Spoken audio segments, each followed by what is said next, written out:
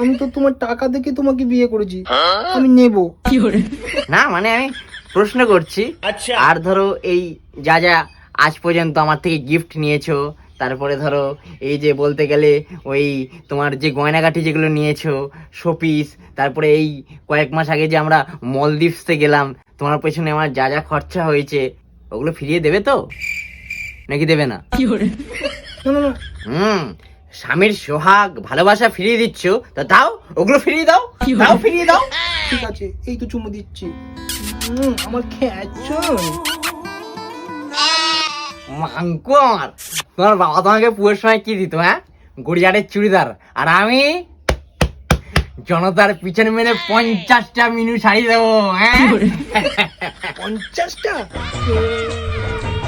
আমার খেয়েছন আর আমার শিলেদাস থেকে জুতো কিনে দেবে না?